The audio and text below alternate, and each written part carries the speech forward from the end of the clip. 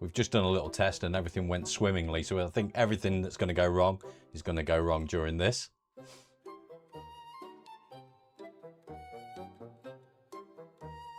I am here.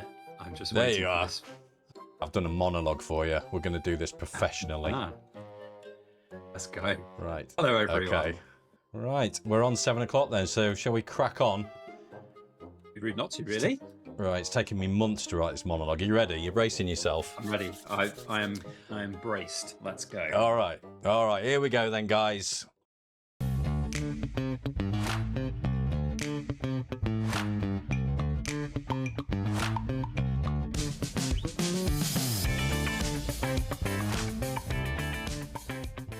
Ladies and gentlemen, stackers, savers, hoarders of shiny things hidden from spouses across the nation, welcome back to the Stackers Social Stage channel, the only place where we talk about money by people who don't just trust banks enough to leave it there, to be honest. Now, today is very, very special because my guest is not just a man, he's not just a YouTuber, he's not just someone who has spent an alarming amount of his life melting metal in what can only be described as the most wholesome looking villain lair in Britain. No, this man has smashed through the 100,000 subscriber milestone on YouTube. That's right, guys, 6 figures, insane. That's just not a number, is it? It's a movement. That's a full-blown army of people watching a grown man lovingly stroke silver like it's a Bond villain's emotional support pet. Is a physical reminder that, yes, spending years about bullion, premiums, and the Royal Mint's occasional identity crisis can actually pay off. And frankly, I couldn't be more happier for him. Because behind the pause and the polish, the perfectly cast bars, and the occasional subtle rant that definitely is not a rant, is one of the most genuine, hardworking, and downright likeable creators in the stacking community. A family man and a grafter. So everyone grab a drink, hide your latest silver purchase receipts, and prepare yourself for an absolutely brilliant evening. Please welcome the man, the myth, the magnificent molten metal magician, try saying that 3 times fast, and collector of things that make me personally ashamed of my own stack, the very lovely Backyard Bullion, everyone. You see, this is where we'd normally put in an applause effect. So when I edit this down, I'll probably put one in. The editing will be seamless. Don't worry. I have no doubt. I'm sure it will be. It's fantastic to hear you say all of those amazing things. Oh, mate. So just before we crack that. on, point of like technical administration order, is my image reversed? Or no, it just comes through that way on Discord. I don't understand that on Discord. Why has some anyway, technical issues. Let's hope they don't come up. At least that's all good. Fantastic. I know. We should be okay, but if anything goes wrong, it's usually fine. Discord. It won't be us. We're all sorted. So no, that's fine. Can you imagine that? Going through 9.5 years of YouTube to get the play button and then finally reveal it to the community, and it's bloody reverse imaged, and I'm like, yes, technical difficulties. Should have called my channel Technical Difficulties. Right, thank you for that very, very warm introduction. I am just a guy who talks about shiny things on the internet. I know that I have got a channel with 6 figures, which is just mental. But it wouldn't be possible without all the people who have watched and subscribed. So it's not just me, it is everyone. And we're all part of a community. And that's been at the heart of my channel for 9.5, nearly 10 years. So the sentiments go both ways. So, yeah, obviously, congratulations from all of us at Stacker Social on the 100K. Absolutely off the charts, you know, in such a community that's very niche. And it's, you know, if you're a content creator in our community, it's actually very slow growing. It's not an easy niche to be in. But how did it feel when you just hit that insane 100K number? Well, we did it live on a stream, of course, with international stacker, and I have to give him a plug because he's a good long-term friend of mine. I actually met him in London, like it was like 2018, and we did a bunch of collab videos back then. So I've known him for a long time. I've reached out to him so many times before on WhatsApp and had calls with him, and just because like when you're a creator, it's like really difficult. You know, you can be quite alone, but also not, if that makes sense. You've got like thousands of people who watch you, but you can feel quite alone. So we did it on the stream there. Big shout out to him. And he's a great guy. He's a great guy. It's a strange feeling to finally hit a number that you kind of know is coming. So for the first 7 or 8 years of me doing YouTube, I was just like, well, I mean, it's probably never going to happen, so I'm not going to worry about it, and I'm not going to chase it. I'm not going to like be worried about. That's not the goal. But then, when like about a year and a half ago, things really started heating up. The channel started growing a lot more momentum. 60,000 subs. Ooh, yeah, I'm getting like 10,000 subs a year at the moment. That means 4 more years. Great. Silver prices started going up, and oh crikey, I've had 20,000 subs this year. That means I could do it in 2 years. And then the silver goes crazy again, and you get another influx, and you get 5,000 a month. And I'm like, okay, well, it's gonna happen. But when it finally did happen on that stream, it was a very cathartic moment. There was like a little inside me. I was like, oh, well, I knew it was coming, but geez, I'm still not quite ready for it, and that's pretty cool. So I love that. And the funny thing was, on his stream, he did this whole big show thing. I shared a little clip of it when we did it, and he's got that whole silly dance routine where he put this big show on in the background with all the dancing and all the silly things going on. And I didn't know I was essentially muted when that was happening. So I just was talking about how amazing it was, and then no one heard it. So it's quite funny. But yeah, it was really cool. So when you was doing that live stream, I mean, if it was me, I'd be constantly thrashing the refresh button on the YouTube analytics like a man possessed. Yeah. So was that the same for you? Were you just constantly doing that? Yeah, I can't imagine the chaos. It was pretty cool. But also the thing is as well, because there's quite a lot of sensitive information on the YouTube Studio app. So it's like you can't just refresh the app and put the app on the screen. So I was like refreshing it, taking a screenshot, cropping the image so that all the other sensitive information doesn't come out. So yeah, it was fun. We didn't get the exact 100,000. I think it was like 100,002 was the screenshot I managed to grab.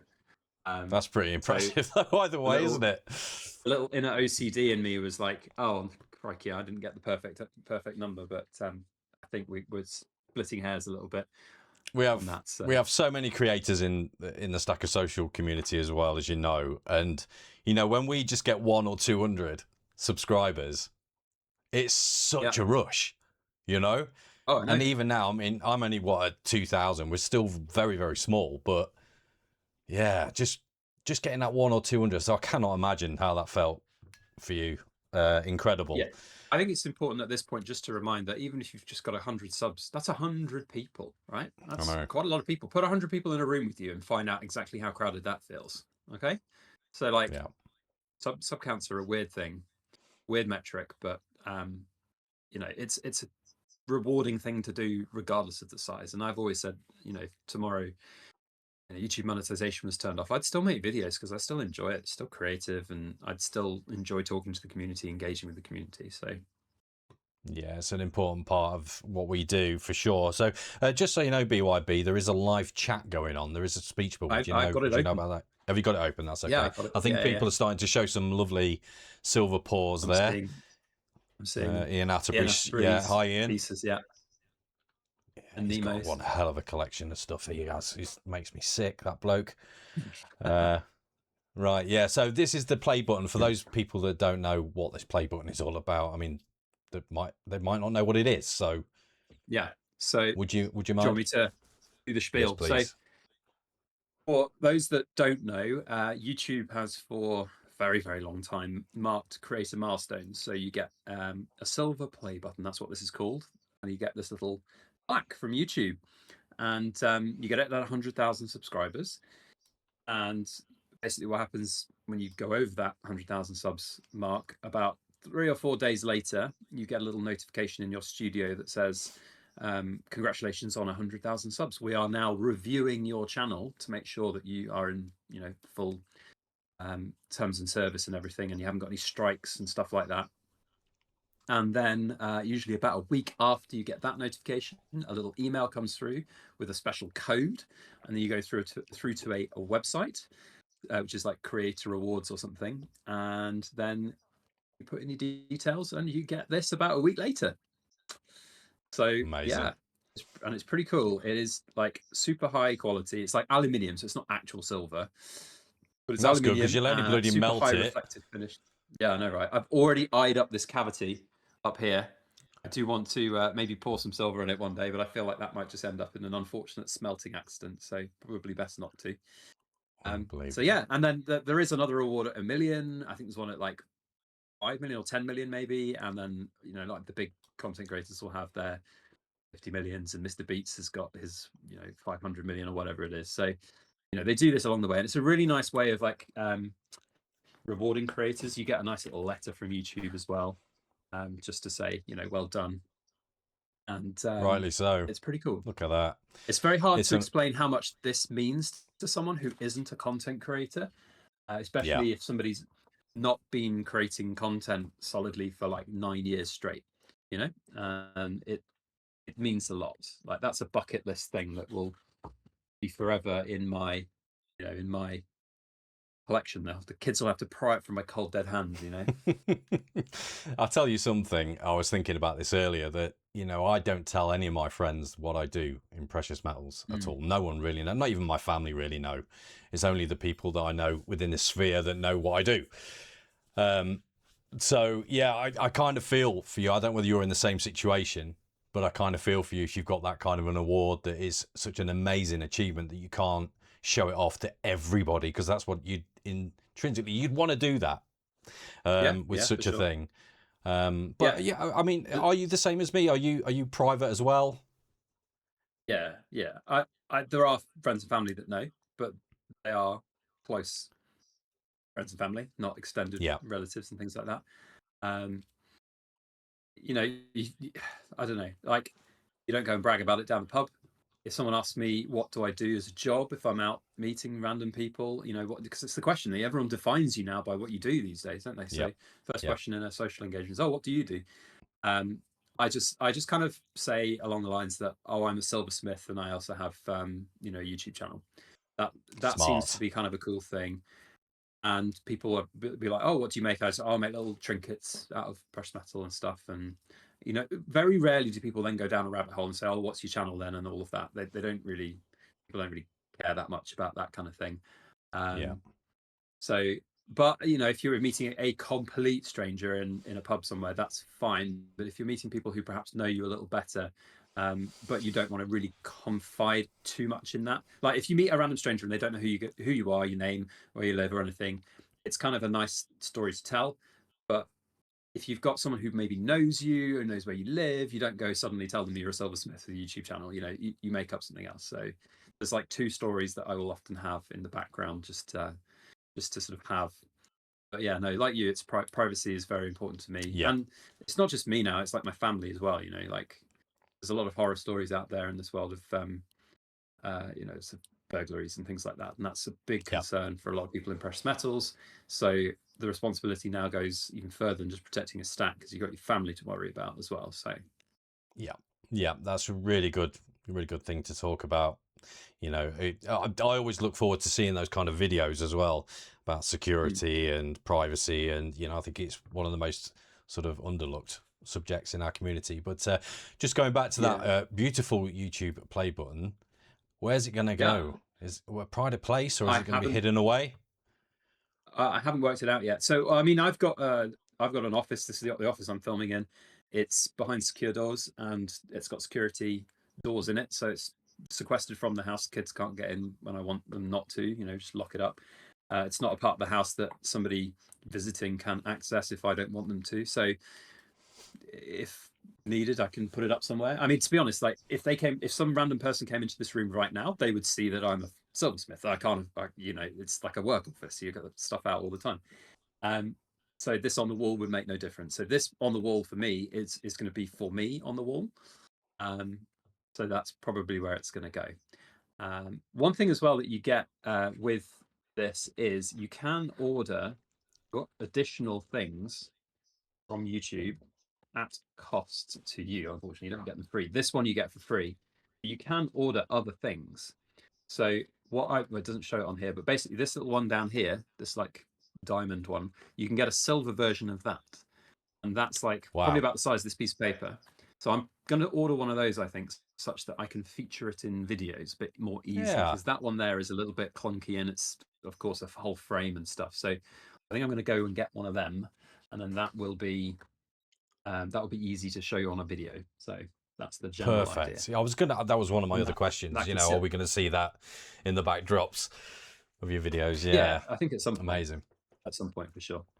Okay, so while we're on the subject of this awards and stuff, and I believe that you have received a package from us from Stacker Social. So if you'd like to grab that, and if you'd like to unbox that for us in a BYB style. Sure. So, okay, shall I just crack on? Get in? Yeah. Hey, you're going to be so impressed. Love the brown paper, because that's just going straight in my giant box under my desk to help wrap all of my stuff. We've got the sound man's face. That's me. Fantastic. That looks like a sticker. Excellent. We've got the Stackers Social card. That's 365. Fantastic. Is that 365? Is that actual 365 with a bag? Yeah, he actually does look like that, by the way. He does actually wear a bag. Right? We have got a little note. Mr. BYB, please don't open until the stream. Perhaps you should have led with that on like the top of the brown paper, because if I'd have started cracking into it, it's far too organised for me. Check out the wrapping of this thing, though. I can't wait. 2 poker chips. Got the Stackers. They are like rocking horse doo-doo, by the way. They are ones? Really, they're the 3K ones. Original. So when we hit 3,000 members, they are like literally there's none left. That's it. You're the last recipient. Yeah. All right, and then we've got this box. I'm gonna just. He's gonna love this, guys. So we've got that one in there. More brown paper. Love the brown paper. I'm gonna put that in my buttons. I'm forever running out of brown paper, by the way. Same. Amazon boxes. Yeah. All right. This stuff is great. I love this this mesh paper. I should get more excited about what I'm unboxing rather than what it's wrapped in. But I'm a recycler too. It's very useful stuff. Hey, listen. I've been in business 9 years, right? And to this date, I have never once bought wrapping for internal parts of packages. I've always recycled everything I get from Amazon, eBay, wherever it might be. So I feel very proud of that. Anyway, I'm not right, surprised. We have a beautifully wrapped box. I just crack it open. Yeah. No ceremony. Let's just go. Now, obviously, I haven't wrapped that myself. Where I commissioned this. You ruined the illusion. I know. I was going to lie. I really was. But so that means that I've not checked what's inside that box, obviously, because I didn't want to ruin the absolutely beautiful packaging. So there might be a typo on it. There might not. I don't know. But there is a bit of a thing about what you're about to unbox, and I'll explain to you in a moment. All right.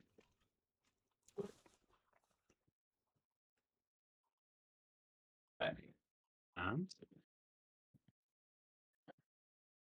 oh wow, that's so cool. That's the 100K Stacker Social Award. Oh, I love that. Now I don't know whether you know, I think you do know, but only the very special people in our community receive crystal globes. So every year we've started to do the members awards, and the very best people in our community win awards. And we thought, you know, for what you do for our community, what you do to inspire us, I think it was only right that you should have an honorary crystal globe. So that's from myself, 365, the Stack Collector, and the whole moderation team here at Stacker Social. So well done once again on your 100K, mate. Oh, brilliant. Dude, that's so cool. I've got like a whole, I'd love to just pick up the camera and turn it around, but it's going to be impractical to do so. But I've got a little shelf of all these things that people have sent, and just check it for typos, though. I can't quite see it from here. I'm really worried it's got a typo on it. It's all good. It's there. Yeah. Oh, it looks good. Yeah. Oh no, that's a relief. There is a typo. Is there? There is. Subscribers is written subscribers. I knew it. It's okay. I knew it. Don't worry about it. They're useless. It's good. No. It's fine inside. Don't worry about it. Means more if there's a typo. It's a mint error.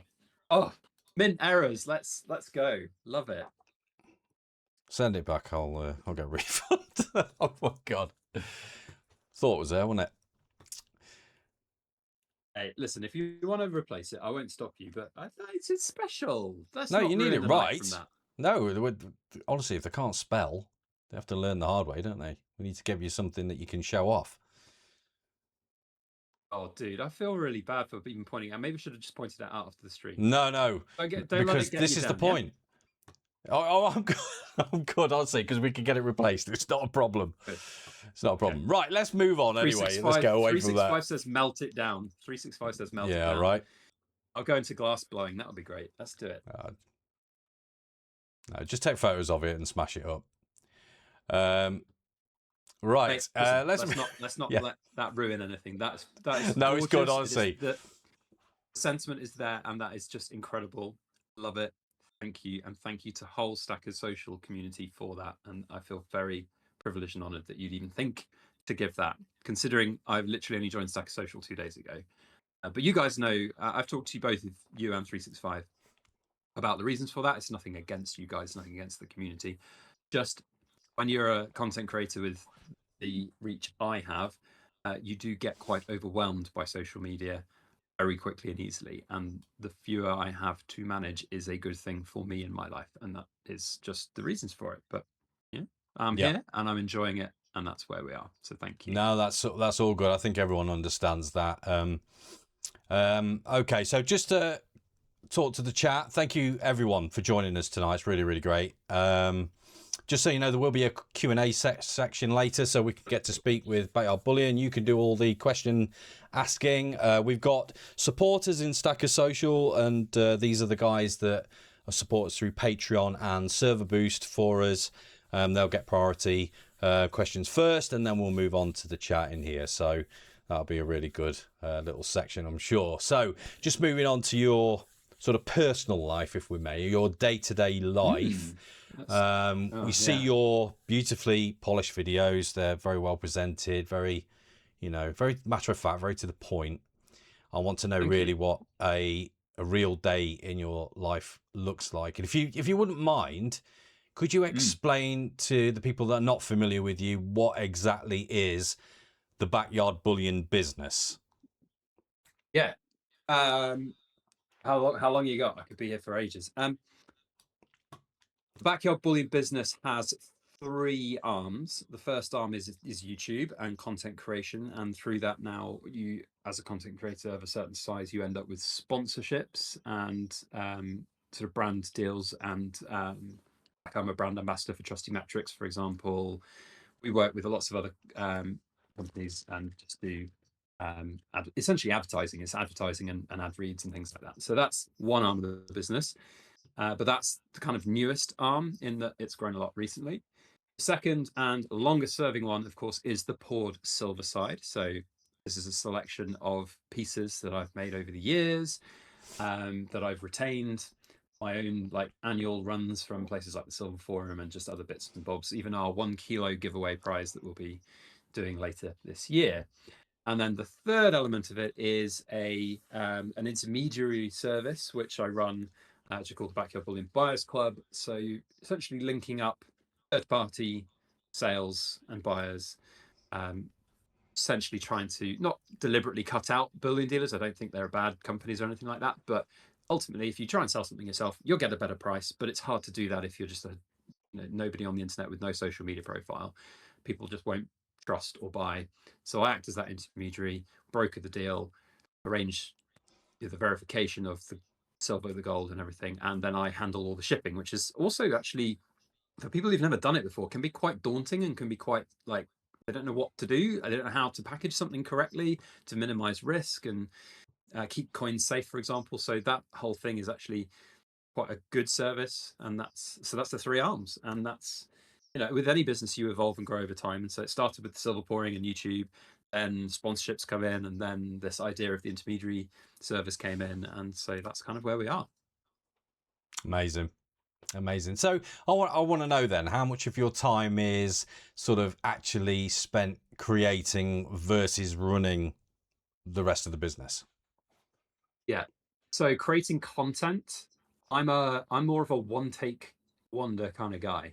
So I consume a lot of other media on YouTube and off YouTube, and that gives me thinking points in my mind to start getting topics to talk about or evolve topics to talk about. And I then basically will have a little notebook and I write down ideas that I want to start thinking about and talk about in a particular video, but I don't script it. So I don't sit there for 6-7 hours putting together a perfectly polished script that I then would read out on a video. I just have a bare bones background of what the video topic is going to be. And then, as you've probably heard me say numerous times, it's time for another precious metal ramble. I turn the camera on and I talk. Now, with any content creation, the most important part of being on YouTube is the first like minute to 90 seconds of your video. If you've not got something interesting, like a hook to get people interested in that topic of a video, it's probably just going to be a bit of a squib video and not going to do very well. So most of the time when I'm filming, I'm like working a weave to get that first like minute to 90 seconds sounding right to me as I've said it. And so that can take like 10, 15, 20 different takes sometimes. Sometimes it's a one-shot wonder and I get it first time. But a lot of the time I'm sat at the table, either in the backyard.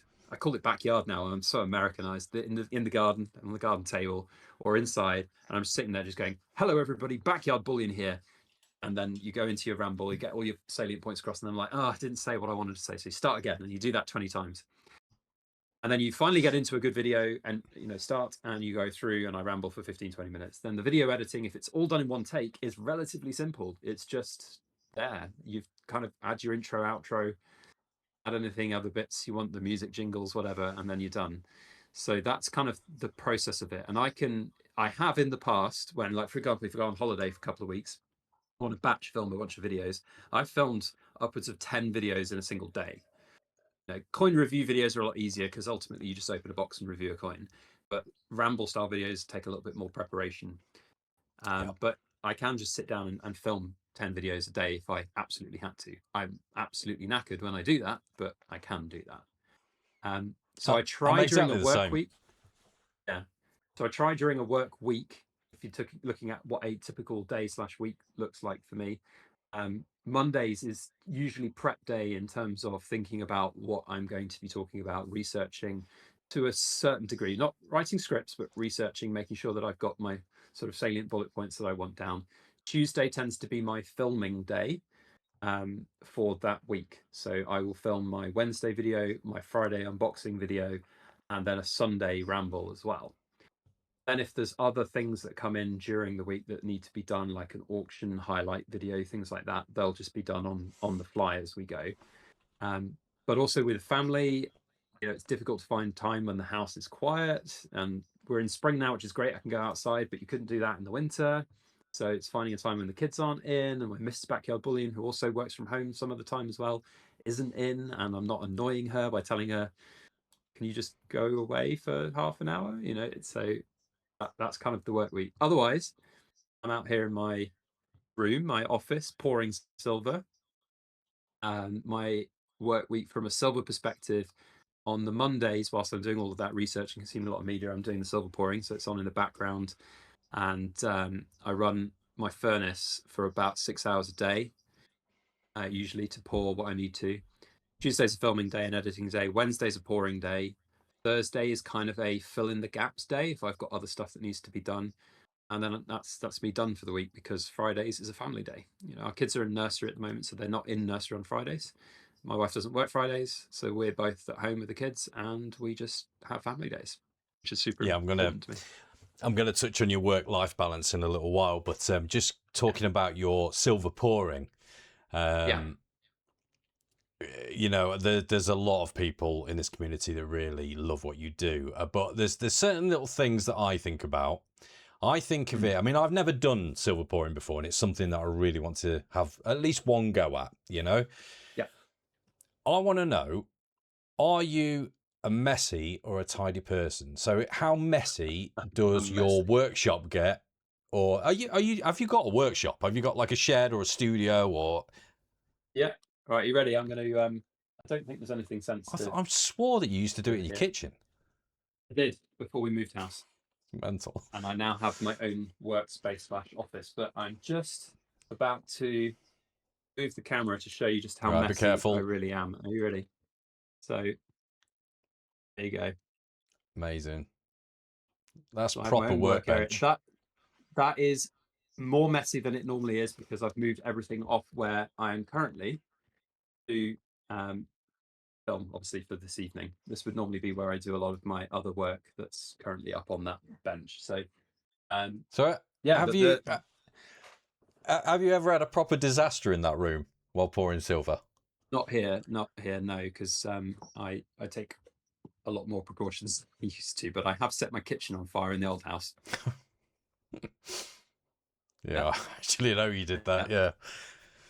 Yeah. I've actually now I've lost the photos that I took of the fire damage to the kitchen hob, but there was quite significant fire damage on the hob and on the kitchen counter, which we then had to have replaced when we left that house and sold it. So it's just how it is. Unfortunately, silver at 1,000 degrees is a dangerous thing, and you've got to be careful with it. So that you learn from life, and if you make a mistake like I did, where 1,000 degree molten silver is suddenly flowing onto your kitchen, you need to start taking extra precautions. So I now have a lot more precautions in place. Can I just say, by looking at your worktop, you said that you're an untidy person, but that is the tidiest Yeah. untidy I've ever seen in my life. My God. No, I don't know. I think it's That I think wasn't it's untidy untidy. right now. I think it's untidy personally, but okay, maybe I'm just a bit OCD when it comes to tidying then. So have you ever melted anything? This Yes. all fascinates me. And The now answer there to is that something question you already know, Si. Yes, I've melted things. Yeah. Is there anything that you regret melting? And there is one You mean particular so? piece that you triggered me so badly, and I can't believe you chopped it up and started making little silver foreign bars out of it. Do you know what that is? Yeah, you bugger. So explain what that was, please. It was once upon a time a 5 kilo Geiger bar, and it was bought for melt purposes. And I've kind of given up trying to chop it up for a few reasons. One, it's kind of cool as it is. Two, it's freaking difficult to chop up with the bolt cutters because it's such a thick bar. Okay, and to get the bolt cutters around it is very hard, and doing it almost gave me a bloody coronary. So for now, it is just an ornament that sits there. But at some point, when I've run out of other melt stock, I will get the bolt cutters back out on it and start chopping it up. But unfortunately, Si, that's part of business. It's part of business, No, it isn't. It's just savagery. No, it's part of business. Yeah, I understand. I know you got that at a really good price, didn't you?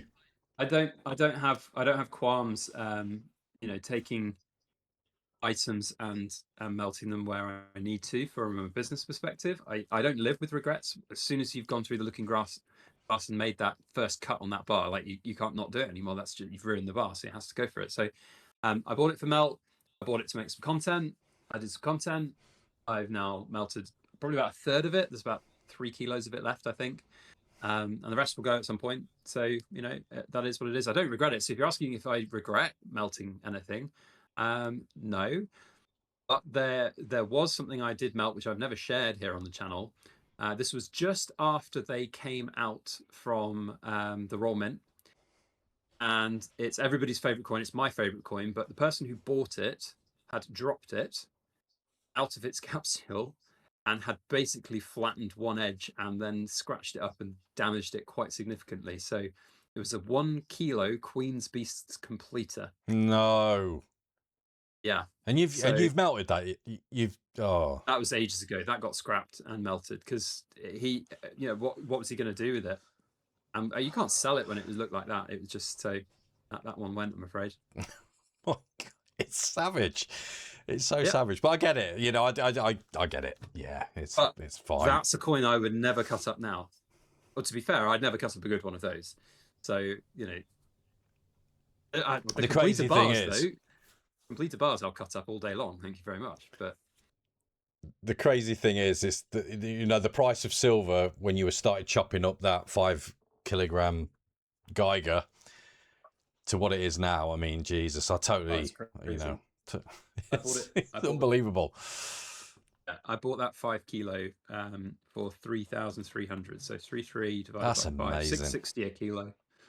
Where can you say where you got it from? Things, tell you who? Where did you get it from? Was it in this country? Was it seller on the? Yeah, it was a seller on the Silver Forum. Wow. Yeah, he reached out. So he put it up for sale, and then he reached out to me and said, "Do I want it for melting?" And I said, "I will happily melt it, but I can't pay you more than X." And then he said, and me not even thinking that it was, and at that time it was spot price, because that's what I was getting my silver for at the time. There were no premiums on big pieces at the time, and if anything, he was going to get less than that from a bullion dealer. So he just came back and said yes, and I was like, okay, I guess I'm buying a 5 kilo Geiger and melting it then. So it happened quite quickly, and the guy sent it in the post, and I had it the next day. So there it is. Amazing. So I want to talk to you again. We're being a bit personal with you, but it's it really sort of shows us what kind of a man you are. So you've got a young family, and let's be honest, YouTube alone can feel like a full-time job. So how do you actually sort of balance it all? So do you have like routines, like strict off times, or is it always on your mind, the Backyard Bullion thing? Yeah, it's so my work-life balance I think is good. In that I can switch off from work, but at the same time, when I switch off from work, I come back and there's a deluge of emails, comments, messages on the Silver Forum, inquiries and whatever, and things that need my attention. So during those Monday to Thursdays, like if I have time to myself in a day, I try to just have the phone with me so that I can manage things as they go, such that I can have a relatively clear schedule on a Friday, Saturday, Sunday with the kids. That's now, nice. As anyone's got young kids will know, they have so many different things that they do and activities, but kids also have downtime, like young kids will have nap time and things like that. So often when it's a Friday and the kids are down for an hour, I will just go and quickly chase up a few things I need to do.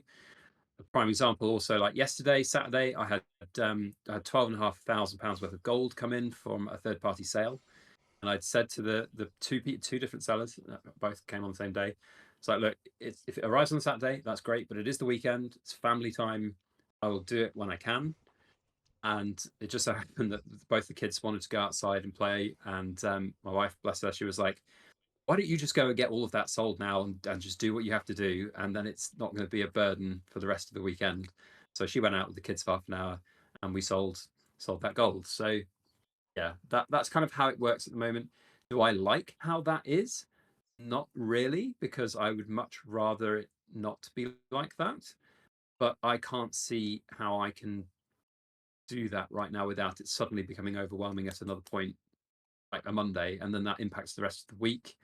Then that impacts the following weekend, and so on. It's like a snowball. So I think right now we're in a good place where I can switch off and I can have that important family time. But at some point, I will want to readdress that balance. I think anyone who's ever done their own business will know that you take such pride in what you do, and that pride often translates to being available when people need you quickly as well. So yeah, it can be difficult. Amazing. Yeah, you're very devoted. So just I'm gonna put this last question to you, then we'll go to the chat and then let these guys ask you some questions. But do your family influence your content decisions? Does your missus get involved? No. She's been in a few videos. She's been in a few videos a long time ago. But in terms of like influencing me of like, she knows about precious metals. She's very clued into what we do, what we stack, and what we've done, because we were buying silver and gold before I even started YouTube for about a year and a bit or so. So she knows, and we've both been very financially savvy. So we talk a lot about finances. We talk a lot about our financial plan, which we've both had. So we met at university, and we married soon after university. So we've been together, cohabiting, and sharing finances for 20 plus years now. And right when we started, we were like, our plan is to not work into or longer than our mid 50s at the worst. But in an ideal world, we'd love to sort of just be able to do our own thing from mid to late 40s. How do we do that? So we talk a lot about that, and I think a lot of that influences how we've always made financial decisions, and those financial decisions obviously have impacts on how I invest and how I stack, and then that has influence on what kind of content I make. And so yeah, in a roundabout way it does. But do I wake up in the morning and ask Mrs. Backyard Bullion what kind of video she wants me to make? No. So does she ever want to get involved though? Does she ever go, oh, maybe you should? No, nothing. No. She's interested in what we buy from a stacking perspective and investing. And she's obviously in this last year, any blue-blooded man worth their salt with a missus who's always doubted the fact that they want to buy a bunch of shiny things, they've all been vindicated in this last year, haven't they? You can turn to your better half now and you can say, oh, I was right, wasn't I? So that perspective has been very rewarding in this last year. The one thing that has influenced, I think, a lot of my content in the last certainly the last year and a half or so is kids. For the first 18 months of our first child, I didn't even mention that we had kids. I was a bit hesitant to mention that we now had a family, because I am quite a private chap, and I sort of didn't want that to really be a thing. So you hear horror stories of content creators and families and stuff like that. So I just was like, protect family, not mention family, just be Backyard Bullion. But that part of me, being a dad, is the best thing that I've ever done, and I think I ever will do. So it's inevitable that it's going to change me and change how I do things. So the content that I've created now does focus sometimes on legacy stuff for kids, what that's going to mean for kids in the future, the impacts that what I've got is going to have on them. Like, what do you do? If I died tomorrow and Mrs. Backyard Bullion had all this stuff, is she just going to give it to the kids? Is she going to sell it? These things weigh on you when you get to a certain age, and certainly have a family. So that's started weighing into what I do as content. You get really tricky juggling everything, can't it?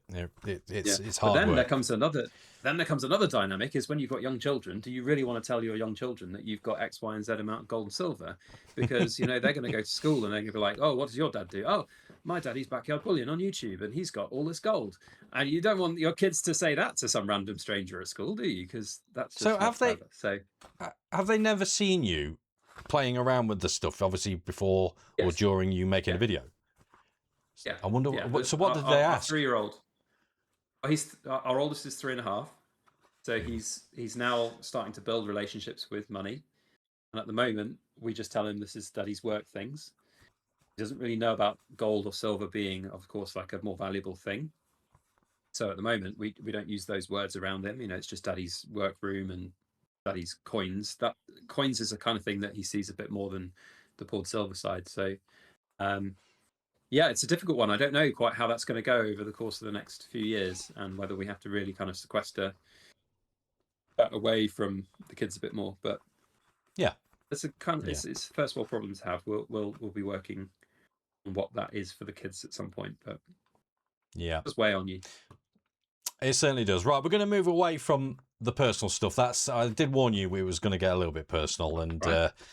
Well, we're going to get on to some spicy stuff in a little while. But before in the spice, I was going to say it wasn't as bad as when Lawrence interviewed me. They haven't released the video, but Lawrence Chard did a video where he was asking all about what my favorite my favorite music was and all of this other stuff. So that's going to be interesting, like sex and politics and all of this other stuff. And I was just like, yeah, let's just not, Lawrence. That'd be great. That's pub talk. That's not for Stacker Social. No. Exactly. Right. We're going to go over to the supporters. That these guys are legends. Absolute legends in our community. Some of them pay to be a part of it. Some of them pay to be a supporter in the way of server boosting. And what that does, by the way, I don't know whether you're familiar with that, BYB, but what it does, it gives us the opportunity. I've used Discord for a long time for our D&D Dungeons and Dragons group, so we've got boosts. So you're familiar. Private servers. It's incredible. It's incredible the perks that we get to be able to do these events. So thank you so much to all of you that do support Stacker Social. Now we're going to get straight into these questions. So one of our OGs, true legend, there he is in the chat laughing his face off about something. He says, or he asks, why did you stop doing live pours on YouTube? First up, I'm a really, really bad live streamer. Tech does not agree with me. Same. Second, pouring silver whilst trying to be entertaining on a stream is a bit tricky. Like, pouring silver is dangerous and concentrating is important. Trying to worry about tech stuff, cameras not falling, and like I had the camera positioned directly above the silver, and it's like literally held on by like a piece of tape, and I'm like, oh god, yeah. So I haven't found the right setup, haven't got the right tech, haven't got the right mental attitude to do live streaming. Live streaming is hard work, and I'm just not that I'm just not that kind of a guy most of the time. Does that mean I'll never do it again? Probably not. I probably will do some at some point. That is a shame, though. Thing, yeah, I know. I mean, listen, I could do them. I could do them once a week, and I could sell thousands of pounds worth of poured silver a week just doing live streams. The secondary problem that comes with that is, from a VAT registration perspective, we are on the cusp, and we have been on the cusp for 6 years. For those that don't know, if you sell a certain amount of stuff in this country, you have to register for VAT and then charge VAT on your products, and that is a right old ball ache. So we've kept under that threshold, and that means I just can't sell as much. But that's fine from my side as a business, because I have these other revenue streams from things like the intermediary services and, of course, sponsorships and things like that. So in terms of selling products, I don't need to sell as much silver to be in business anymore. So if I start up a live stream and sell, like the last one we did, we sold £6,500 worth of stock in the night. It's crazy. And for perspective, you get 90,000 a year to have for your business before you have to VAT register. So if I did one stream even a month, that's 70 grand's worth of revenue, not profit, but just revenue. And then you can't do anything else in your whole annual turnaround without being registered. And that's not where I want to be as a business. So that's totally understand. Well, we do hope to see you doing live pours again soon. But the next question comes in from the 2-time Stackers Social Member of the Year, Blistering Barnacles Adventures. And he asks... very long-term supporter on our channel. He's always on watching and commenting. One of the best people I've ever met. Did you find the gold sovereign that fell through the gap on the bench or table you've just recently been recording on? There was no gold sovereign that fell through the bench. I'm pretty sure. Oh, BBA, because his next question is, if you haven't found it, where's the bench? You've made me now question whether one did fall through. I will go and double check under that bench, but I'm almost certain it didn't. Let's see in the chat. Hang on. BBA, did you? Because I didn't see it either. This is why I asked you the other day. It didn't fall through. Did it really fall through, or was it just a joke? You were precariously balancing those coins, though, BYB. You were balancing them on that massive crack. That sounds so wrong. So sorry. We'll cut that bit out. One of those little silver Germanium mint bars went through the crack after I turned the camera off. So I did sort of look on the ground underneath and didn't see anything else. So I don't know, but I'll go and double check. We're not getting I would. We're not getting a confirmation from BBA. Yeah, don't worry, it's gold. It doesn't tarnish. You'll be fine. I'll have to do a proper stack audit at some point. If I'm one short, I know where it is. That's very organised of you. One of our other beloved silver pourers, the amazing Silverpunk, also a moderator here at Stacker Social, he says, why do you use the Edinburgh Assay Office instead of some that are closer to the south of England? Good question. So it's a very good question. It stems back to when I got started and was looking at the assay offices, so there are 4 in the UK. There's Edinburgh, London, Sheffield, and Birmingham. And obviously London is the closest. So I first looked at them, and I was looking through each of the assay offices, like pricing brochures, to find out what the most sort of economic one of the 4 was. And of the 4, Edinburgh's was the only one that was actually easy to read. All of the others were like really convoluted, and like at the time anyway, I don't know if they've updated them, but they were just really super difficult to work out. All I wanted to know was, how much does it cost per piece to put the hallmark on? And every single one of the others, it was like talking about different like sizes and weights and different price brackets for all of these things. And Edinburgh just went, it's like £1.90 per piece if it's X size, or it's 25 pence per piece if it's this size, or if you have volume, it's this price. And I was like, oh, that's great. And then I then tried to ring up London, Sheffield, and Birmingham to ask them. And each time, so I was like, they were like, oh, we'll get someone to call you back, and nobody ever did. And then the one time I rang Edinburgh just to sort of inquire, this beautiful like Scottish lady just was there to talk with me for hours, and she was there for like 40 minutes on the phone explaining everything, and she was super helpful. And then I was like, you know what? I'm just going to go with Edinburgh because it's fine. I have to post it regardless of where I'm going to choose, so I might as well choose Edinburgh. It's also a castle as their mark, which is freaking cool. So that's where it's true. Been. And Edinburgh have been great. The really interesting thing as well about Edinburgh is that they were on a lot of jewelry forums as the place to choose if you're a small business that's just getting started, because London, Birmingham, and Sheffield at that time tended to be more towards those big commercial high street brands, those ones, the H. Samuels that, hallmark 10,000 rings a week or whatever, en masse. They don't really want to take the small businesses. Whereas Edinburgh were just like, yeah, bring it on. We love it. And so that's where I went.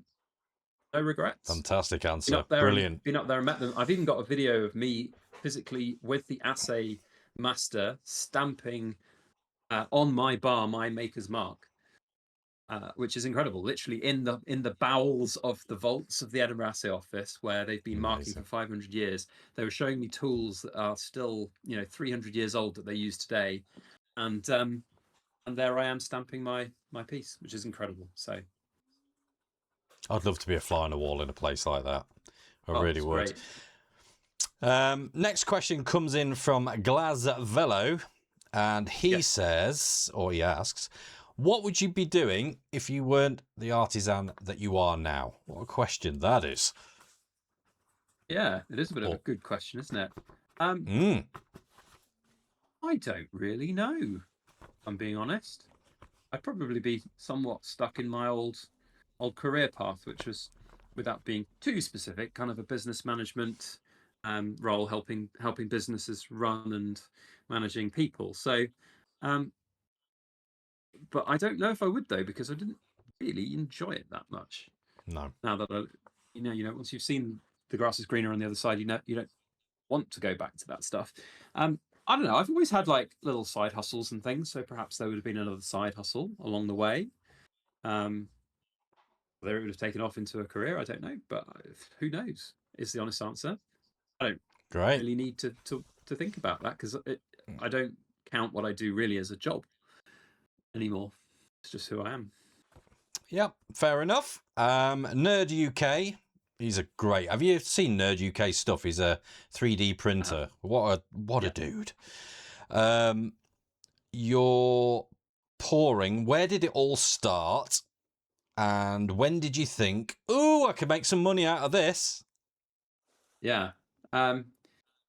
So this would be a relatively long-winded story, sorry. So I first got into silver pouring because I was made a godfather to a good friend, and the traditional role of a godfather is to guide that godchild in spiritual development, but I'm not spiritual or religious. So I thought, I'll do something that's kind of cool. I like coins. So I started watching some YouTube videos about coins and coin reviews to find cool coins from like the Royal Mint to give this godson. And then I stumbled down the YouTube algorithm and found people making their own bits of silver, like coins and things. And I thought, that's going to be even more cool, because it's made. It's meaningful. So I bought a blowtorch off Amazon. It was creme brulee blowtorch, completely inadequate for melting silver because it's not hot enough, and some silver, and it was an unmitigated disaster. But I was dogged enough to go and say to my wife, I was like, "Hey, I want to make this for my godson. This is going to be special. Look, it works on the old YouTube. Why doesn't it work for me?" So I went and got a bigger blowtorch. Eventually, that didn't work either. So I went and got a tabletop furnace, melted some silver, and it was pretty crap. Didn't look very good. And then I was like, well, I'm just going to keep trying. And then because I'd watched all this media of places like Hi-Ho Silver and other silver pourers, I just was like, oh, I'm just going to put some videos up sharing it. And then I did. And then this was at a time in my life where I'd quit work because of mental health issues. And I was working for myself in that same sphere, but as a self-employed consultant. And I had more time on my hands, so I kept doing this hobby. And for about 6 months, it was just that. It was just a hobby. There was no structure to it. It was just like, I'll just pour some silver when I get some silver in. A few pieces were sold along the way, not huge amounts or anything. But it was like self-sustaining as a hobby.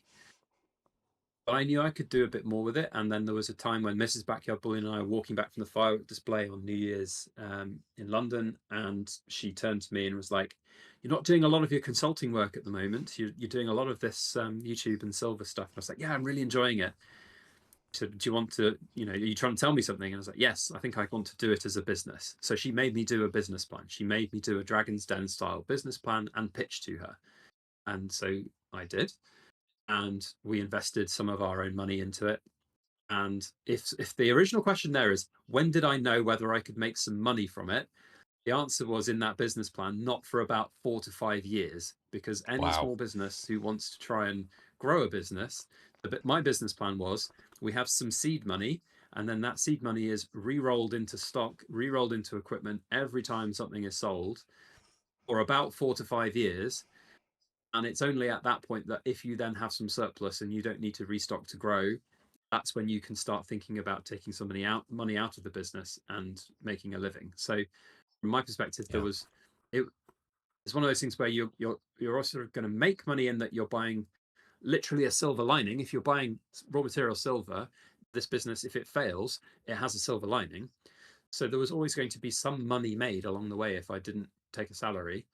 But it was about 4 or 5 years. 2020 when I first started taking salary, proper salary, like actual salary, rather than just money being in capital that was reinvested. So that's what, like 4.5 years, basically.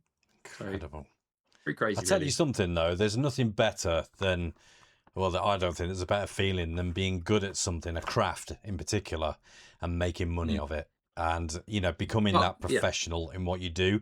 I think it's the most rewarding thing anyone could ever do is to convert that into income.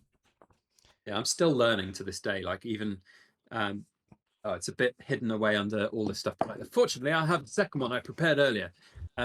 It's like the logo, well, the picture of this heart that I have on this little mouse mat here. This is like the most perfect heart I've ever poured. It's a bit dirty, this mouse mat, but it's got heart-shaped ripples in it, right? This is one of my earliest pieces. I, to this day, have never been able to replicate heart-shaped ripples in my hearts, and it really annoys me. And that one piece, I know exactly where it is. It's in California. It's with a very, very good friend of mine who wanted to buy it. And she's always said to me, if I ever want to buy it back off her, she'll just send or give it to me. She says, don't even buy it off her. And but to this day, I'm still learning. I'm still, because with silver, everyone thinks, oh, you just dump silver in a mold. Silver pourers in this room, Silver Punk and others will know what I'm talking about when I say the silver gods sometimes are with you and sometimes they abandon you and they say, hold my beer, I'm going to mess with you today. Because the temperature of the room, the humidity of the room, the mold temperature, the silver's temperature, the type of silver that you're melting, is it 4 nines? Is it 3 nines? How long it's been sat in the crucible molten? Have you stirred it? All of these different things don't seem that impactful, but they can have such an impact on how the silver comes out and how ripples form or how it flows into a mold. How does it capture? If the mold's too hot, it can have an effect. So you've got to get this perfect balance, and it's so unquantifiable that it's very. I'm learning every time I pour silver. I learn something. There is a little bit of a follow-up question that's a little bit cheeky. Yes. But I have to ask you. So Nerdall also asks, could you make a Stacker social bar? Wow. So I have didn't actually prompt that. No, I've always thought that is a thing that you guys should have and do. And you guys have had Stacker Social Silver before, but could I do one? Yes. It comes not back, a BYB one though. Comes back unfortunately to this turnover question for me, because VAT registration is such a huge burdensome thing, and then to add VAT on top of an already premium item, it would mean that right now with silver price where it is, you buy silver at a premium, of course. Yes, you can claim some of the VAT back on some of your costs and stuff, but it's really going to push my hand-pulled silver up to like £110 an ounce. And I'm like, I just don't feel like that's a sustainable business model for me. So because I have revenue streams coming from other things, I don't need to sell a lot of silver to have income. So at the moment, I'm just keeping under that registration threshold. We've got a certain amount of silver that we sell every year. At the moment, we're forecasted to be just about okay, but it depends where silver price goes, and I might have to delay the release of some products. Because a lot of other people forget this and don't understand this, that it's a rolling turnover threshold as well. It's not just like every tax year you've got 90 grand's worth to sell. It's rolling. So if you sell 89,000 in the last 12 months, that means the next month you're in, you have to sell exactly what you sold that 12 months prior. And if you do a bit more than you did 12 months prior, you're suddenly over 90,000 and you have to register. So it's like a constant thing every month. You have to keep an eye on it. It's not like you can sell 90 grand's worth of stock on 4th of April and then 6th of April, when the new tax year starts, sell another 90 grand. You can't do that. That would be 180 grand in a rolling 12-month period. But people don't know that, and people forget that. So the answer to the question is yes, I'd love to do a Stacker Social bar, but I can't put it in my threshold turnover at the moment. But at some point, I'd love to collab with you guys and do that. I think that is on the cards, but as and when it's appropriate. You have to book me about a year in Beautiful. advance. That's what we want to hear. Sorry. Bit of positivity. Have you seen what... Sorry. Oh, cheers, Ian, by the way. Cheers, Ian Atterbury. Yeah, actually, I've got a question from Ian coming up right now. 365 just put an excuses gift. Excuses. I'll tell you what, if 365 wants to come and be my administration monkey and do all of my VAT returns for me... I'd love that. Which, by the way, I now have to do like 9 tax returns a year because of making tax digital, which is a whole other fucking thing that I have to start talking about on my YouTube channel at some point. Running a business is great, and like pouring silver is great, but running a business, you have responsibilities outside of just the things that you do to make money. And having been audited by HMRC last year, that is no joke. That's, some people have said I've made it up. I got audited. They sat in this room right next to me where I am with their stuff on this table, going through my bookkeeping and my personal finances. So it's real and it's scary, and I want to make sure I do everything right. So I have to play by fair the rules, play. You can't argue with that. You can't. It's 365. You can't argue with that. Ian Atterbury, the legend, the sniper. He's an auction sniper. This guy is so frustrating. He's also a very, very valued supporter of our brand. So thank you, Ian, for all of your support. Oh, he'll love you saying that. He is a top guy, always supportive of Stacker Social as well. He's going down the hypothetical route here. So he's saying, what do you think the true price of silver should be if it wasn't suppressed like it is now? Wow. Yeah, difficult one. For a very long time, silver has felt very cheap. And I got in pouring silver at a great time when it was cheap. And so for like 8 years, it felt really cheap to do it and sustainable to do it. You could add like £10 an ounce on your silver and you'd be making a profit margin, and it would be affordable for people to buy. It feels now more expensive, of course, because we're used to that cheap price. Is it where it should be? I don't think so. I think we should be around the 70s or 80s. I think the peaks that we saw in January, I think that's where it should be. Will it get there again? Yes. Will it get there in the next month? Probably not. But I think long term, as I said on the channel a number of times, I don't think we're seeing sub £50 silver again. We saw it dip like to 49.50 pence for about 20 minutes, I think, recently when that dip happened. But it's level at £50 an ounce is the bare minimum now. So we're at 60 right now. We were at 75, 80-ish. So we're on the lower side of where it was and where it could be. So where it should be, 80 plus is my guess. When spot price hit that what was it, around £85 at his tops, wasn't it? Something like that, yeah. Were you one of these people that were thinking, oh, is this now the time to sell, or are you a long-term holder? I'm a long-term holder, but obviously, so there's two aspects. I have obviously my business silver, which is business-related asset on the bookkeeping for the business, and then I have my personal stack and personal investments. So from a business perspective, I need the silver to melt and to make product to sell. That's part of the business still. I'm not shutting up shop anytime soon. So do I want to just cash out of all my business silver? No, because I need it. I did an interesting video though, where if I just not made any silver for 10 years or poured silver for 10 years, just retained everything I'd bought, I'd have made more money just retaining it than I would have pouring it. But that's part and parcel of the industry. So from a investment perspective, yeah, it crossed my mind to dump a bunch of silver. Did I? No, because I'm not quite there in my life from a financial perspective to exit it. We're not retiring anytime soon. We don't need that cash for a big purchase or anything. So it's just going to sit there and I think be better, and there'll be a higher high that at some point might tempt me. I think the only thing I would do is maybe swap it for gold. If I needed to cash in on some silver, I would swap it out for metals. And it's until I get to a point in my life where I don't want to work, I don't want to be Backyard Bullion anymore. I just want to enjoy being a dad, or just retire and just read books for the rest of my life, because I just don't have time to read books now. I used to read so many books. I just don't read books anymore, and I hate that. I listen to the odd audiobook, but I just wish I could just sit and read a book. But at some point, that would be lovely, and just sell all my silver and gold, and then have that as means to help me read books. You know, Great answer. Long term. Yeah, me too. Right, guys, if there's anyone that isn't a supporter, any of you general members, if you've got any questions for the lovely Backyard Bullion, then please put them in the chat. And if you can @Cy the Soundman, just tag me so I can separate them from the normal chat. Makes it a lot easier for me. I'd appreciate that very, very much. Well, I'm watching the chat as well. Shall I just dive in? Because I've seen Law ask a question. Yeah. Go on. It said, have I ever considered moving country to release the leash that the UK has in small businesses, or at least to retire? We did have a very brief discussion about it earlier last year. I won't go into too many details, but there are things in this country that me and my wife don't fundamentally agree with from political standpoints, that I don't like the idea of our kids growing up in. So we both said, look, we have the finances and the means that if we needed to uplift our entire life, we could. We're lucky that we could, but we decided that we have far too many family ties here. So the answer is no. I don't think we will. Maybe I will retire to Italy. Love Italy, but that's a long way away. It is lovely. It is really lovely. I think Nemo's Numismatics has put one in for you. Who's the best silver pourer after you? Well, that's hard to, because everything's so unique and different. I personally am a huge fan of Bunker Bullion Hi-Ho Silver.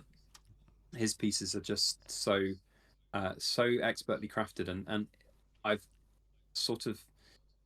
kind of been a bit derivative in a way of his branding, in that I want to aspire to have the quality that his pieces make. So his pieces have just such high, he takes such pride in every single piece he does. If it's not right, if he misstamps something, it's just scrapped and he's done. But that said, there are some other absolutely incredible silver pourers. Silverpunk can't go without mention. His stuff is just sublime. It's really, really good. And I'm always a fan of those pieces. But there are so many talented silver pourers, so it's very difficult to choose between all of them. Yeah, we've actually, myself, 365, really, we embrace the silver pourers in the community. We love them. I'm not as enthusiastic with buying stuff like 365 is. I have to wait until something really pops out at me, and then I'll just go all in on it. And Silverpunk will tell you that. The Louis Silver, another great pourer. And then what we've got now is we've got a guy, and he'll really get embarrassed by me saying this, and I think he's going to end up being one of the best in the country, and that is GSH, Gold Silver Hunter, who works a lot with copper and alternative metals to precious metals. And some of the stuff, he does big pieces. And some of the stuff he puts out, oh my God. These are things that you could hang on your wall. They're that incredible. Yeah. nicely backlit. That's how I see his work. And I've got, I'm hoping the camera, I don't know whether you've seen this before on any of my videos. He made me this. Was he the one that did the Thinking Man? That's right. Yeah, he's done that. Yeah, but he made me this Leonardo da Vinci bust. Yeah. This is pure copper. It's so heavy. Look at it. It's good. Yeah. I mean, amazing. Anything Da Vinci or Van Gogh, I'm all over it. Swear to God. But yeah, great little community that we've got going on in here. They've got their own room in here now, and they're great guys as well. Every one of them is just a gem to work with as well. I agree. So have we got any more questions? Let's have a quick look in the chat. What's your views on this new obsession with copper from Miyamoto Smin? I don't really that's a great question. Copper as an investment. I don't agree with copper as an investment. Look, you can invest in copper in that if you buy, like I did that. You may have seen the video I did. I think it was last week. I got like a big 4.5 kilo bar of copper that I bought off eBay like 10 years ago for like 30 odd quid or something, and it's probably sellable for about 100 and something quid now. I don't know, and that's an investment. I've made money on it, but is it like a real investment can I retire at 55 from this type of investment? No. So if you're buying copper germanium mint products and things like that, they have some resellability, but you've got to think about how you're going to get out of the investment. So things often feel very easy to get into, and people maybe think with their heart before their head. So I don't agree with copper products as an investment vehicle. But like that bust, copper can be a beautiful metal to work with. It can have beautiful meanings for people. And I've always said, because I make premium products, not to shy away from the fact that my products, have a premium on them.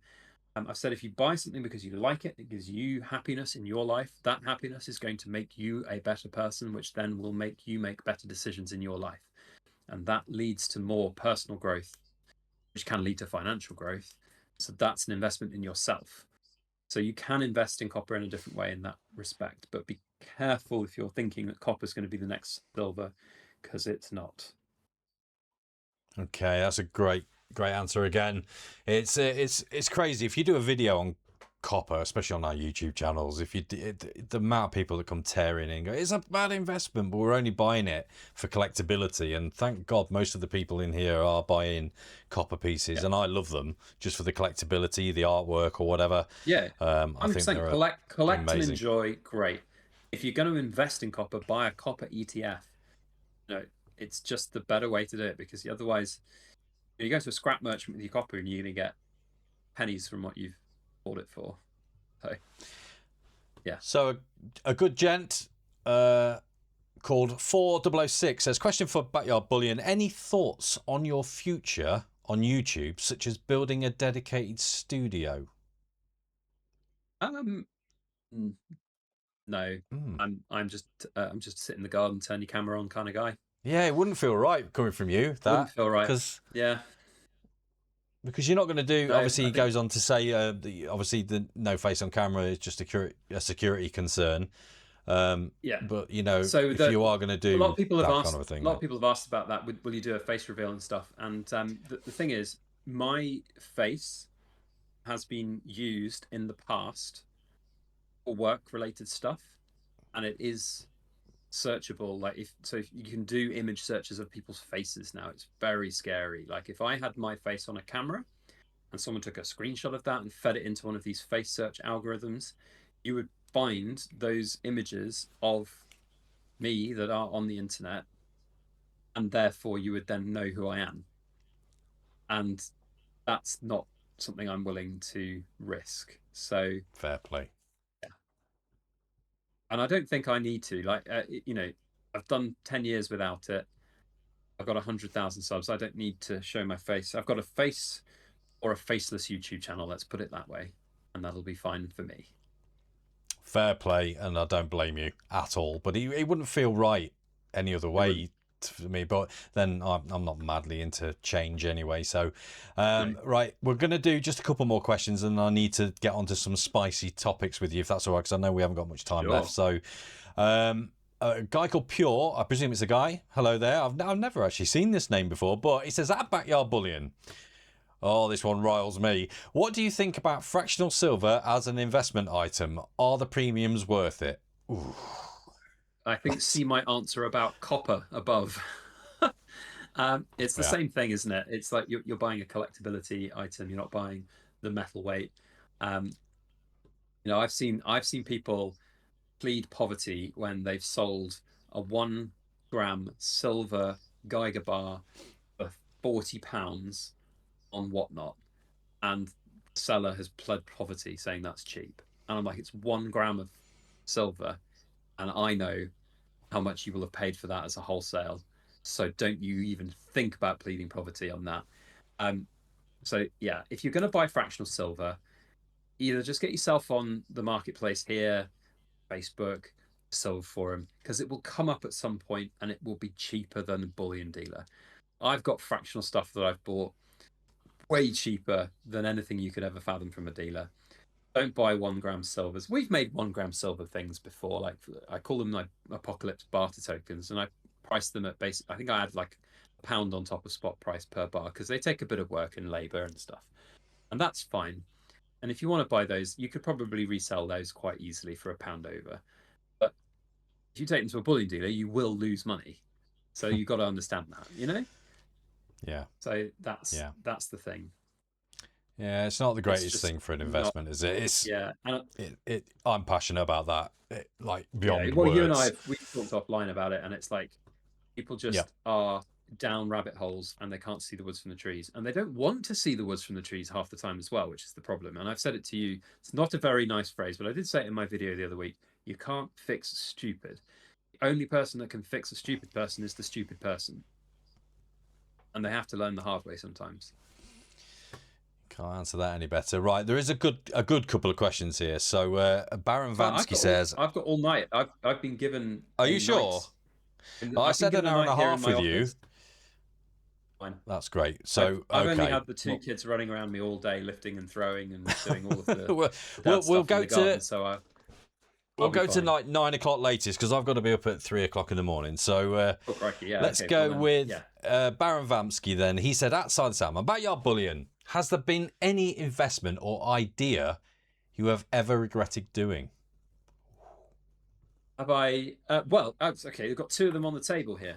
Not that I've really regretted it, but these trilobites that I've got here, we do have a smaller mold for a trilobite, but I thought, I'll get a bigger mold for the trilobite because these are so cool and I love them. And I made two of them, had them up for sale, but because they're close to 11 ounces worth of silver each, they just didn't sell at the time when I had them. And so at that point, I just decided, okay, I'm just going to keep them because I quite like them. And maybe one day I'll put them back up for sale and they'll sell them. But I spent like £200 commissioning the mold for them. So I'm like 200 quid down on that mold. I haven't seen any return on that mold other than these two pieces. And even if I sell these two pieces, I suppose now with the increase in silver price since I made them in 2023, I'll probably be quite nicely up on them compared with the price of the mold. But even back then, if I just sold the two, I wouldn't have broken even on the mold. So, it's like, was it a good idea? No. But with silver pouring and molds, you've got to kind of have a leap of faith. Because I've got some molds. There's a piece on here. Yeah, this Celtic round. It's not I love those. Antiqued and finished. But this one, I've sold countless numbers. I've probably sold, I don't know, 100, 150 of these over the years from one single mold, and that mold cost me like £50. So it's like, you just never know what's going to be the super popular thing. So the only other regret I have is my silver spheres, because I wanted to make a kilo silver sphere, and I did the maths. I got like proper mathematical about this to get the proper dimensions for a sphere. Had the mold made, custom 2-part graphite mold, and just happens to be underweight. It comes out at 30 ounces, not at 32.15. And so that was a bit annoying because the mold cost me about £450.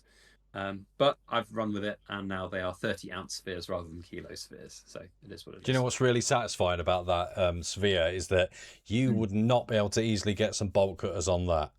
And I like that. I like it that when you cannot cut up stuff. I cannot. So it's the same with the big elemental cubes and things that we do. It's massive. There's no way I can repurpose this. Absolutely no way. And in fact, if you just bear with me a second, I will prove that I can't use, like you say, the bolt cutters. So just bear with me 1 second. Okie dokie. Okie dokie. Coin Cutter, we'll get to your question in a moment. Thank you for putting that in. Anyone else? Now's your chance. We've got a bit of an extended interview with Backyard Bullion tonight, which is really, really good of him. We was only going to go on till 8:30, I think, so just 10 more minutes or so. Right. But here he is. So this is a sphere that didn't fill the mold. It solidified in the in like the spout, and then it just cut off. So this is silver that I have not been able to. I've tried to squash it down with some hammers to get it to fit back in my crucible, but that ain't happening, and there's no way I can chop it up. So at the moment, this is just a business investment. It just sits on my bookkeeping, and will one day be scrapped. What a paperweight that is! It's kind of cool, isn't it? And he's cleaning up. Yeah. It's got loads of like dirt and mud on it. What you need? Block. Get a Goddard's cloth on it. That's what you need. The coin cutter, by the way. Are you familiar with the coin cutter's work? By the way. Oh, there you go. Look, I am. Yes. There he is. Yes. Yeah, everyone thinks I'm sponsored by Goddard's. Yeah.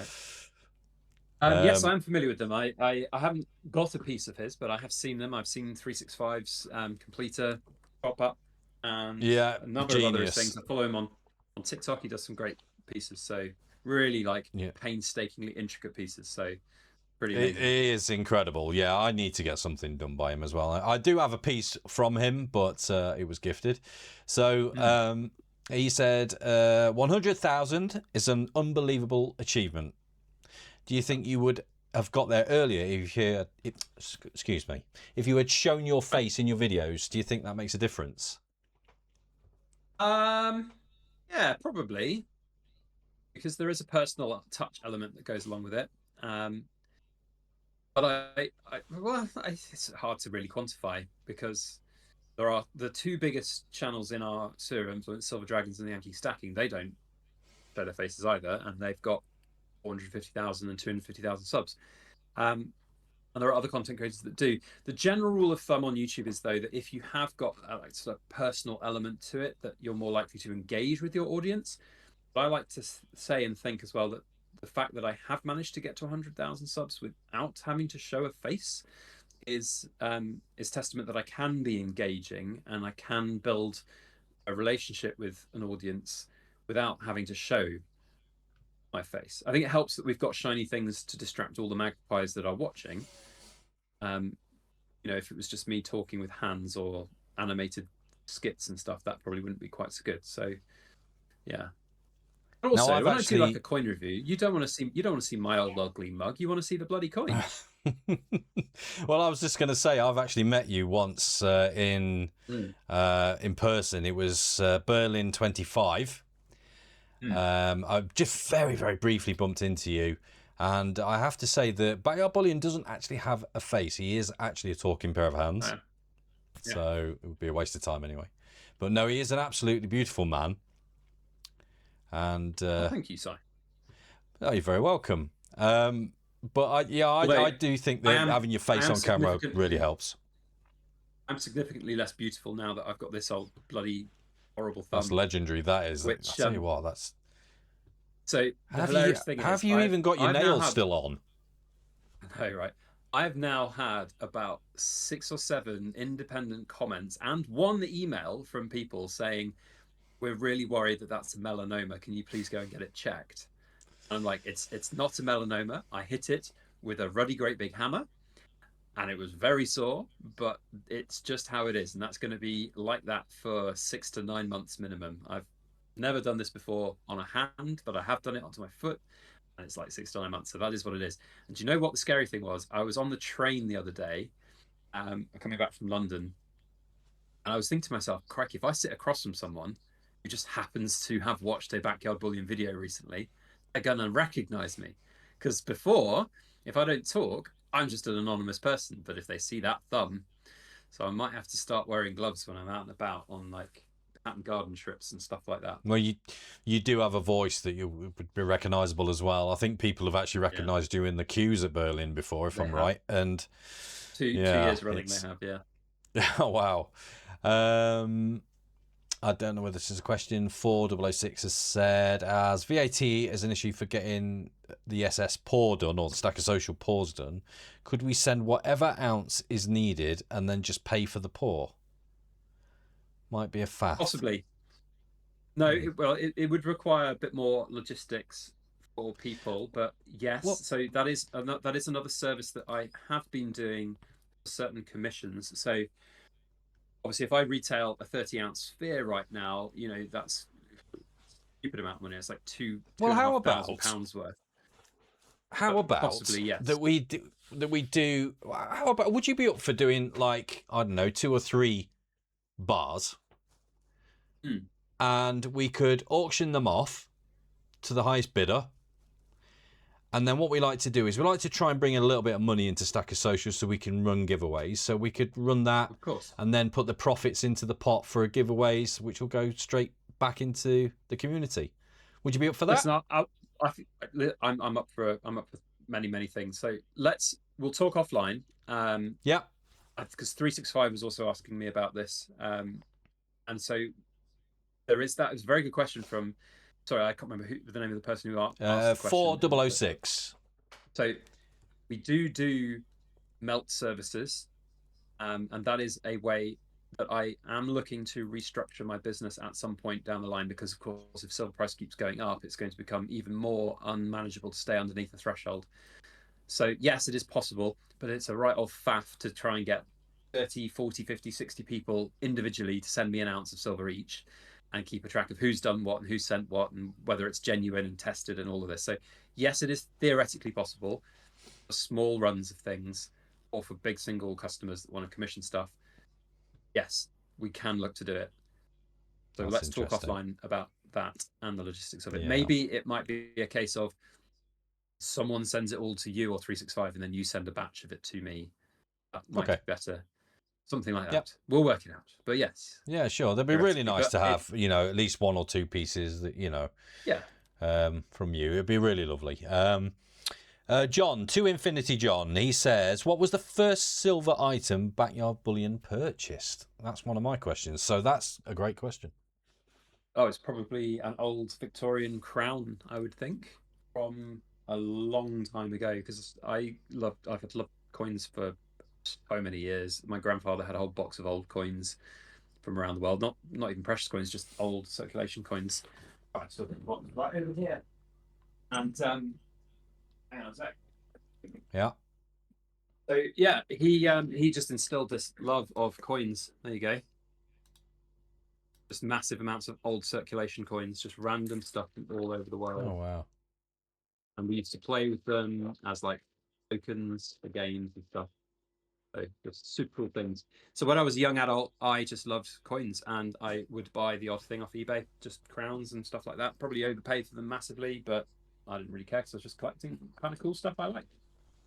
So that was kind of first silver. But from a stacking perspective, the first bits of silver we bought were some Britannias from Silver to Go, which I don't even know if they're in business anymore, but they were an old European company that you could buy from in the VAT-free days for European shipping. And it was like £12 an ounce, something like that. And we bought 100 odd Britannias, I think, and then we bought a selection of like one Philharmonica, Panda, Eagle, Maple, all like one of all the different varieties, but most of it was Britannia. And that was like a year and a half before we even started YouTube. Gotcha. Right, I think that's it then from the questions from the chat. We're going to get back to my...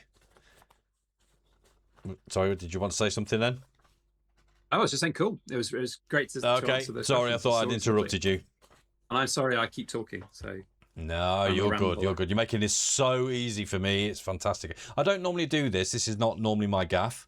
This is more of a stat collector kind of a thing. But I thought, no, I'm going to give it a go. I've really wanted to speak to you. I really wanted to speak to you in Berlin this year, but I couldn't make it. So I thought we needed to get you in here to be honest, introduce you to everybody. I was so busy. I was so busy in Berlin. I was in Berlin, yeah, back to back. the only one evening that we had to go and meet social. It was just people were talking to me all night. So crazy. I've never been that busy at Berlin before. Well, that's good. That's always showing Yeah. some progress, some growth, isn't it? It's all part of it. And then now you've hit that 100k, they'll be all clamouring after you. So, right, we need to talk about this, BYB. Yes. Okay. You and the Royal Mint, right? Now, it's not quite a soap opera, but it's not exactly a love story either, is it? So no, it's like a tragic romantic comedy, isn't it? So how it is? How would you describe your relationship with the Royal Mint? I suspect I am. So I don't really truly know, but I have been told by unverifiable sources that are at the Mint that I am listened to and respected, but also sometimes chided for speaking up when they don't agree that I should speak up. So that's unverifiable because, of course, you just never know if somebody's really telling the truth when they say they're from the Royal Mint. No official thing has come from the Royal Mint to say, never don't do something. So I've never had a cease and desist. I've never had a nasty letter from them disagreeing with something I've said, which I think backs up the fact that they know that I'm right, that a lot of the stuff that I've criticized them for is just legitimate criticism of what I view very poor business practices. So I've said all along, my goal is just to make the Mint better at what they do, because I'm very passionate about the Royal Mint, very passionate about British coin history. I'm a collector. It's within my interest to see the Royal Mint succeed. But they just keep shooting themselves in the foot, and I've been quite vocal about what I think is to blame, and I think the leadership of the Mint is to blame. I think Anne Jessup is making decisions. And I can't say whether it's just her sole decisions, but her and the board are making decisions which I think are degrading the long-term respect that the Mint grew for 1,000 years, and it's just pandering to a bit of a lowest common denominator. But at the end of the day, they're a business and they want to try and make money in whatever way they want to make money. But I kind of view it a little bit like, Anne Jessup still earns £500 million a year in pay and bonuses and pension, so she doesn't really care ultimately. Yeah, it feels like that. As long as it's a 39-40 million pound loss before tax write-offs, it's like they don't care. And to be fair, nor do anyone in the Treasury, because I have twice now had replies back from Treasury ministers via my MP about issues at the Royal Mint, and each time they're just writing things off as that's just part of the modern sort of business of the Royal Mint, or X, Y, and Z excuses for why they think that £500,000 pay for an exec that's overseen a £39 million loss is acceptable. But that's just. I think it's tragic, to be honest. But you touched on that they listen to you. Do you think it's wider than that? Do you think they listen to the precious metals community? I think they probably listen a little bit more than they used to, but I think they probably listen to it, but I just don't think they act on anything that they listen to. So I think, I don't know, it's a bit of a weird one, because so recently with the Mint era Britannias that aren't silver, it's such a huge thing. It's a massive story, right? It's the biggest story that any big Royal Mint, or any mint in the world, so not even the Royal Mint, just any mint in the world could go through. But they didn't want to put out any formal statements themselves. They're just trying to brush it under the rug. It's that old sort of never admit and never, I can't remember what the phrase is now. It's like the royal thing: never admit or never give an opinion or something. They're just like whatever. But we forced them every time that they've made a big mess up. We've forced them to at least admit to those failings, like when they did the silent auction debacle, where they cheated and they asked people to raise bids when they didn't need to raise bids, and told people that their bids weren't high enough, when that's not what a silent auction is about. Like, it's ridiculous. But again, no formal statements, no anything. It's just rubbed under the carpet, and they move on to the next thing that they get wrong. So sending out 2 silver Britannias to a customer ordered 2 gold Britannias. They don't. Again, they took hardly any. I had to step in and help this poor chap. He'd been trying like for 3 months to get an answer on the situation, and they hadn't done anything. And I've stepped in, and lo and behold, 2 days later, it's resolved. And I'm like, that can't be a coincidence. It's because somebody got involved. Yeah. Let's just say that there comes a day. This hypothetical question, by the way. There comes a day, and Jessup, she goes. They say, Backyard Bullion, we want you to take charge. What is the first thing you would change if you were in charge at the Royal Mint? I would completely overhaul their entire production facility, having been there and seen it.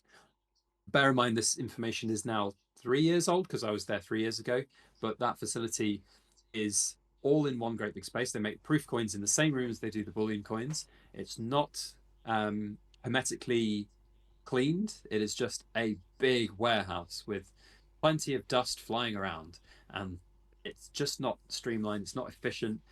The machines that make the coins, they're just churning coins out every half second for the bullion stuff, and they're flying everywhere. They're bouncing off railings and rolling down conveyor belts on top of each other, and it's just not a good situation. So I would say to them, you need to just completely overhaul all products and stop being the laughing stock of the world in terms of quality, because everybody laughs at the Royal Mint about their quality now.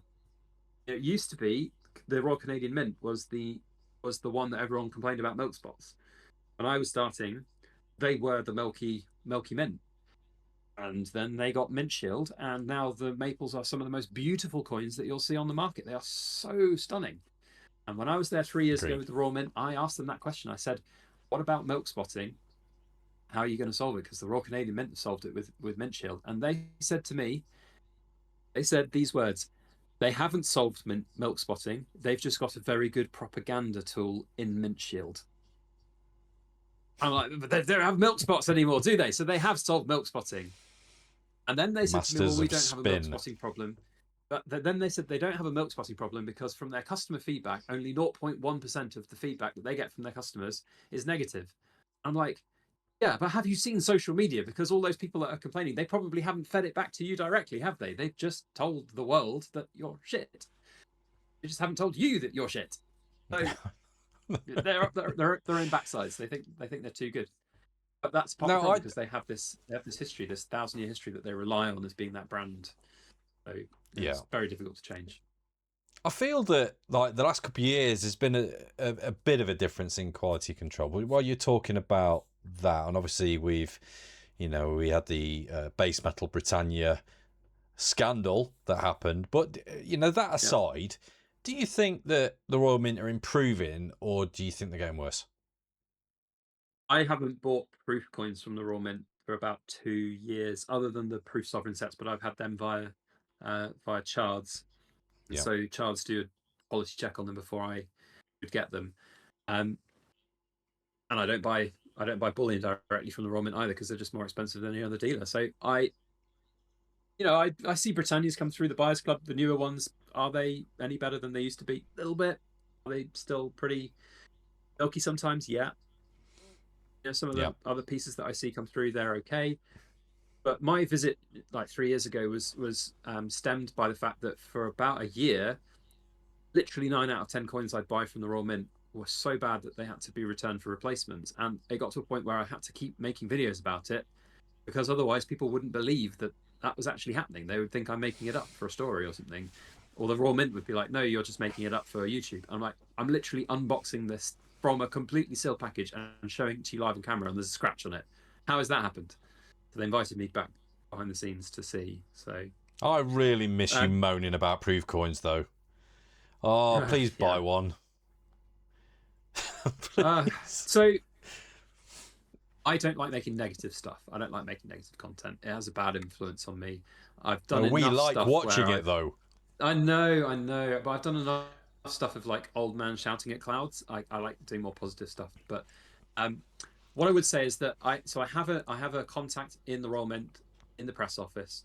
When these situations have arisen, They've been very engaged with me, and that's good. And the relationship I have from that perspective is very healthy. So what I think I will caveat all of this discussion about the Royal Mint is that there are some incredibly talented and great people that work at the Royal Mint. But at the moment, the Royal Mint has got an institutional problem which comes from top down. And until that changes, we're not going to beat about the bush here. It's Anne Jessup. As soon as Anne Jessup goes, I could see a time when I would be more embracing of Royal Mint and give them another go. But until that change really happens, I just don't feel like I need to or want to. But I will still call them out on stuff that comes that I feel is very important for the community to know about, like Mint era stuff. The problem with that Mint era one is because it was through Chards, and Chards have they're the one that found them. They're the one that's sort of breaking the story. I just happened to be in the wrong place at the wrong time and pick up a coin and release a video on it, and then lo and behold, the story broke globally. I'm sure the Royal Mint were very happy about that fact. I'm sure they wanted many more weeks to investigate before it became public knowledge. But ultimately, I just think it was important to get that message out there because we didn't, and they were dragging their feet about an investigation. Charles had told them a week before, and they hadn't done anything. So. Wow. I think a lot of people are getting really excited about, the opportunity to get their hands on one of the base metal Britannias. Yeah. Me too. It's. Yeah. Have you got them handy? I just dropped them off at the graders 2 days ago. Oh, well done. Yeah, that's the best thing you can do. Yeah. Which is when I picked up these. Stay tuned for a video early next week because one of these 3 sovereigns ain't real. I saw that today. In person. Scary stuff. Right. Okay, so while we're talking about YouTube again, yes. Right, I'm going to throw this out there for you, right? Okay. Hypothetically, or maybe not. It might not be hypothetical. Okay, picture this then. Backyard Bullion, Yankee Stacking, or Silver Dragons. Yeah. Tim's Coin Shop, or Harry's Coin Shop. Yeah. Now, I don't believe that they are just videos. I think they are events in our community. Yeah. Now, would you do that kind of a collab? With having to go over to America and collab with them? Especially in the coin shop, yeah. Yeah. I wouldn't say no. If the opportunity arose, it would be a very interesting trip to do. So, I wouldn't say no. Be an amazing video. It would be pretty cool. So what do you think would happen in that room? Let's just say you're in Tim's coin shop with Yankee Stacking. What do you think would happen? Do you think it'd be a complete and utter nerd fest, which I do believe it would be? I think that people would pay thousands of dollars to be flies on the wall to watch us just talk to each other for 3 hours. So, yeah, I agree. when we turn so it's like any content creator. I've talked to a lot of content creators, cameras, just in WhatsApp groups and chats and things like that, or when we're doing a collab before the cameras go on. And it's the same with me. When a camera goes on, you do take on a persona of a character a little bit more. So, Dragons and Yankee and myself and others, International Attacker, all these content creators, we have a little bit of a persona about us. So I think the truest thing is when you have an unscripted, like this evening, I'm just being a little bit more me, but I am also conscious that I am still being Backyard Bullion at the same time. So, just to be a fly on the wall to watch that and talk. It's the same in Berlin when you just meet all these other people, content creators. It could be very interesting just to talk with people. Like I met Bald Guy Money this year. So if you haven't seen his channel, you need to, because he and I, we spoke for about 3 hours straight on one evening, and it was just fascinating. Like he and I have so much in common from a background perspective of how we got to where we are and the content that we make and what we do and how we go about life outside of YouTube as well. So it's really interesting. But then he's like me, when the camera goes on, is a very different character and person almost. So very interesting. It would be a fascinating collab for sure. It would. You'd get a lot of people watch that, especially over in this country. Now, another thing you talk about on your YouTube videos, and this is quite a recent thing and something I know you're quite proud of, because you WhatsApped me about it the other day, your use of the word enshittification. Yes. It's a great word, isn't it? Now, it does sound a bit like a dodgy kebab. Yes. But it's actually, One can it actually is something. oneself. Right, but it is actually quite serious, you know. So it's something could that's you been going on. Yeah. Yeah, could you explain, because you've used that just recently, that word in your videos. What does it actually mean, especially in the bullion world? So, and the concept of enshittification is everything is getting worse slowly, with the hope that nobody will notice that it's getting shitter over time. And it's a similar thing to things like shrinkflation. Like, I always go back to the chocolate Freddos. When I was young, a chocolate Freddo was 10 pence, and it was a big fat chunky piece of chocolate. You got your value for money out of that. Now it's a skinny piece of chocolate, and they've changed the Cadbury's have changed it. It's like not cocoa butter anymore. It's like oil, and it doesn't taste the same. So it's been enshittified. It's got worse. And so from a bullion perspective, I see where that's coming in companies make, and I will not name companies, but there are a lot of companies out there that make enshittified products that are designed to take money from people, and then that person that's bought it thinks that they're getting a really cool thing that is an investment, but actually all you're doing is lining the pockets of the people that make them and sell them. Now, you can't blame the people that make them because there is a market for certain things. You can blame the sellers that hype things up, and that's part of the enshittification process. So it's just that everything is getting smaller and shitter, and not so. There you go. So 365's put the 10p Freddo no, in there. Legend. And it's like, so that's how I view it. Enshittified. It's like a shrinkflation thing. It's basically shrinkflation. Yeah. So it used to be that you got a 1 ounce silver coin, 20 quid. Now people are buying 1 gram Geiger bars for 20 quid, 30 quid, 40 quid. That's enshittified. That's not quite how it is. But that speaks to a wider problem within the world, where the world is enshittifying every year. I think it got kicked into overdrive when we had, for the UK, it got kicked into overdrive when the Brexit vote happened. Whether you agree or disagree with Brexit, that is not the topic of the enshittification. It is simply the fact that that process has led to enshittification of various things. There are some good things that have come out of it that I agree with, but there are some bad things that have come out of it that I don't agree with. But overall, it started there. We then had COVID, and that really enshittified the world. Changes in how we live. You know, I could go on. Wars, geopolitical stuff, cost of living, inflation. It's all getting worse, and that's fractional silver. It scares me even. Fractional silver, fractional copper.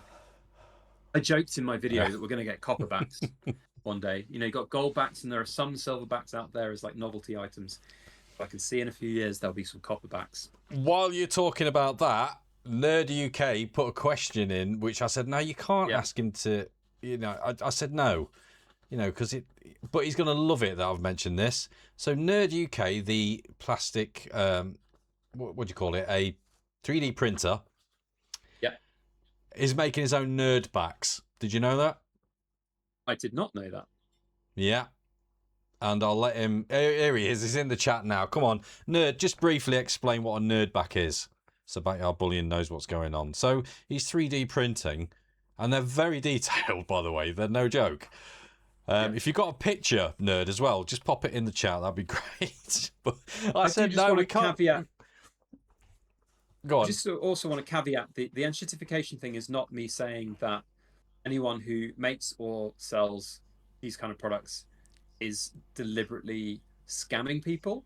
It's just a degradation of how things used to be, which I view as better value. My opinion may be different to other people, and you know, if you're a gold back seller and you make thousands and thousands of pounds a week selling gold backs to people, you're probably not going to like what I had to say about that. But I fundamentally disagree that they are investment products. They are collectible products. It depends how you go about things. You know, there are lots of people in this world who have businesses that make things. Are those things worth the money that you pay for them? Probably not from a financial perspective. But in our industry, that's very different because it's made of something that's precious and is valuable. And if you're investing in it, that's different to if you're buying a product to enjoy or collect. So buy and enjoy and collect the enshittified products that I talk about, but don't invest in them because they're not investments. So Enshittification, ladies and gentlemen. Get that in your videos, content creators. Yeah. And start I a new don't take credit movement. for inventing that phrase. I heard it on the radio. There was someone else who'd said I've it. never heard it before that until word. you mentioned it to me. I'd never come across that word before. I thought it was hilarious when you said it. I thought, Yeah. oh, he's swearing at me. Right, so what we're going to do now then, we're coming up to the end. We'll run this for another 10 minutes and then we'll call it a day, I think. So we're going to do a quick fire round for you. And this is a no thinking, just answer. No thinking whatsoever. Yep. There you go. There's your nerd backs look in the chat. Any talented? 3D printed they are. Look at that. Oh, he's done cool. One of me. That's not on. There's the slide back. What's that? Oh, you... My eyes. Oh, he's such a bitch. I do love him, but he's such a bitch. There, mate. Apparently that's me. Some kind of... Yeah, I'm not even going to go there. Right, so back to you, Backyard Bullion. Let's go for it. Quick fire round. Let's do this quick fire round. I'll tell you what, my ear rejects my earpieces, by the way. And it pushes my earpieces out. It's been bothering me all night. Horrible. You just need to get a nice pair of proper headphones. I've got these bloody things, but I look like Mickey Mouse when I'm wearing those. Yeah. I suppose you're on camera though, so it's a bit less personal. There you go. Right, go on then, let's quick fire then. Here we go then. No thinking, just answer top of your head. Gold or silver? Gold. Bars or coins? Coins. Pouring or collecting? Collecting. Oof. Best purchase ever? Coins piece completer, 1 kilo. He was going to say that. that. On that answer. Go on. 1 ounce proof gold Queen's piece completer. Oh, just showing off. Worst purchase ever? It's already been sold, but it was some artistic coins from some godforsaken place that were just not very good. Fair play. 1 coin you'll never sell? A 1 ounce gold Queen's piece completer. Proof. 1 you regret buying? Kind of the same thing, isn't it? I regret buying that 5 kilo Geiger. I do genuinely regret it. It's like £3 worth of stock just sat in the safe, not really earning me money. So I haven't chopped it up yet. Chards or Atkinsons? Whoa! Oh God! Chards. Stacker Social or the Silver... No, I'm not going there. Right, we're going to call it a day at that. Right. I'm not doing that. I reject your reality and substitute my own. A blend of the two. Because this community is big enough for both. Yeah. Right, I'm just checking the chat. I keep... Every time I go on lives with TSC and all that, I always never look at the chat. I'm so bad.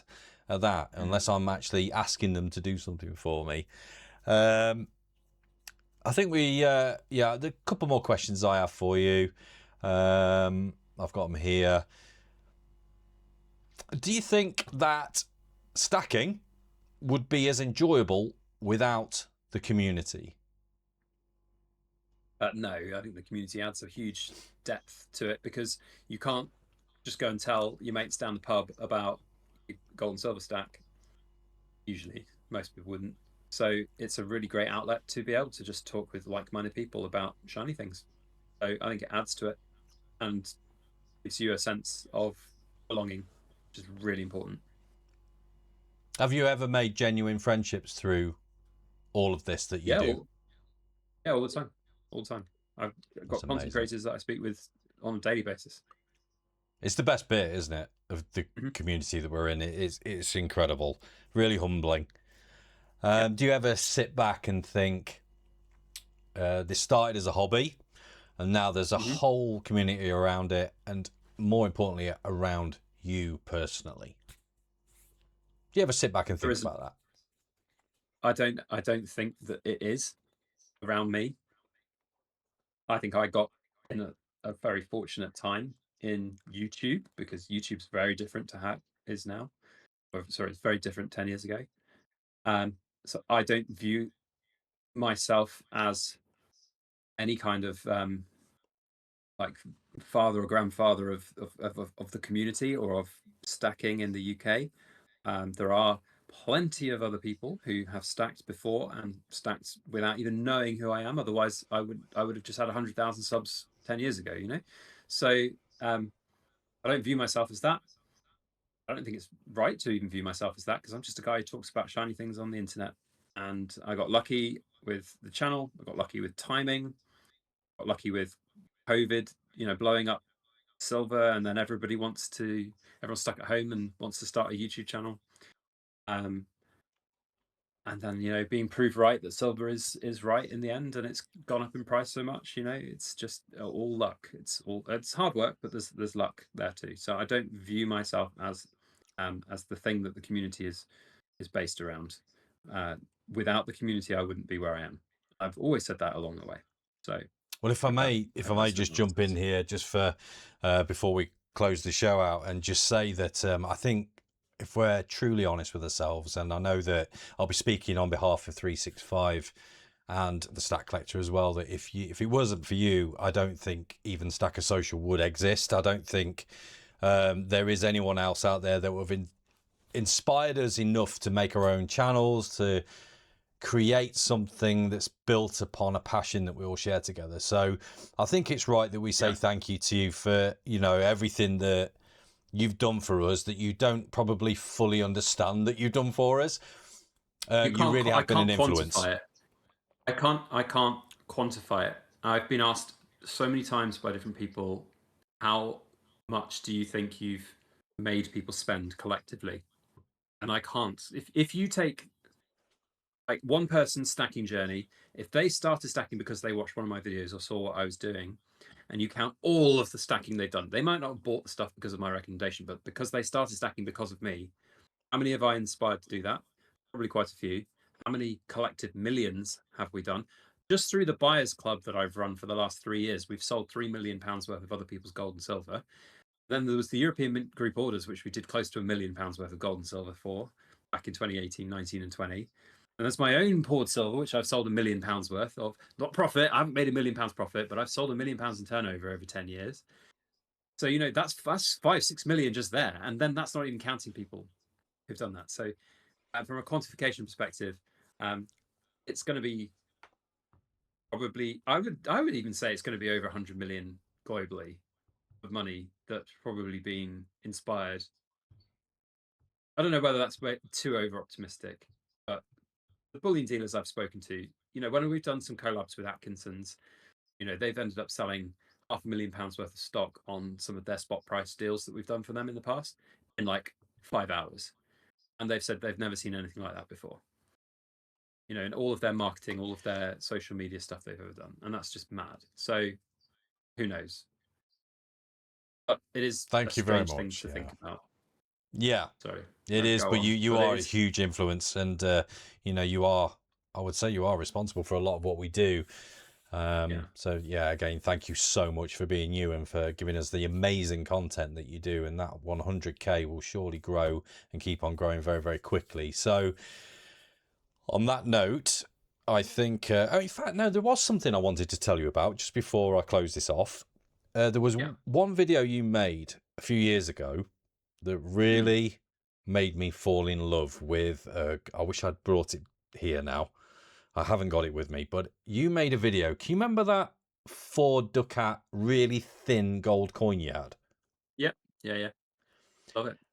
And I saw that video of yours and I fell in love with it. But at that time, it was unaffordable for me. I didn't fully understand what it was, or if people understood what it was. But I just find even the 1 ducats the most beautiful gold coins I think I've ever seen. I love them so much, but I wanted to say thank you for that, because I have an abundance of those. I'm very, very fortunate, and I love those gold coins. And I had a thing, and I just kept snapping them up because the value was great as well, compared to sovereigns or half sovereigns. It's it was a great purchase at the time. So that it sent me down a rabbit hole. When we first started Stacker Social in 2023, we was on Telegram, as you know.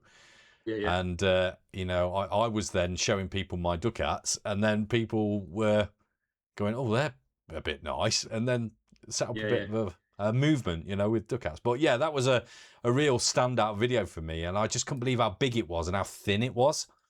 Yeah, they're It's the really most incredible. unique They are. coin. Yeah, really, really good. Not very That's the thing easy I to love about sell coins. though. They're just no. The problem now is everyone wants CGT free stuff, and Yeah, yeah. that all the other stuff is hard to sell, which is a shame. It is what it is. Right then, mate. Genuinely, So it's been an absolute pleasure. 100,000 what goes? subscribers, mate. Yeah. A growing business, a family you're clearly devoted to, and somehow you're still managing to keep it all grounded and honest and entertaining. And that's really not easy to do, mate. So respect where respect is due. So before we wrap up, what is next for Backyard Bullion? Our 100,000 subscriber giveaway is coming this year. So we were going to be hitting it this year. The numbers were coming in. So I didn't expect it to accelerate quite so quickly, though. So I'd always said to my sponsors who are going to be donating some prizes, get the stuff to me by like May, June time. And then it obviously hit a lot earlier. So instead, we are now just going to combine it with the 10-year anniversary special. So in July 23rd is technically the 10-year anniversary. So I don't know if we'll do it on the 10-year anniversary, but we'll be doing a live stream. There may or may not be some live silver pouring going on. I have not fully committed or decided yet. And we'll be giving away this kilo. I haven't stamped all the stats on it yet, but we'll be stamping that on there. And loads of other things. So that'll be really cool. And otherwise, it's just business as usual. More content. I've got a lot more things to say still. I always worry that one day I'll just run out of things to say, but I think I've got a lot more to say still on the world and precious metals. So business as usual. Not going anywhere anytime soon. Still love what I do. That's amazing. And rightly so. We all love you so much. And guys, if you haven't already, go and check him out on YouTube and obviously get involved with that massive giveaway that he'll be putting forward for all you to join in and hopefully win. And we'll hopefully get a Stacker Social member to win some of your lovely giveaway stuff so we can see some pictures in here. So, yeah, go and sub, give him a cheeky one, join the journey, guys. And because basically, if this conversation proves anything, it's that shiny metal still matters, and it matters a hell of a lot to a lot of us. So thank you very much for watching, everyone. Thank you, BYB. Thank you, chat. And we'll see you on the stage very, very soon. Thank you very much. Thanks. Cheers.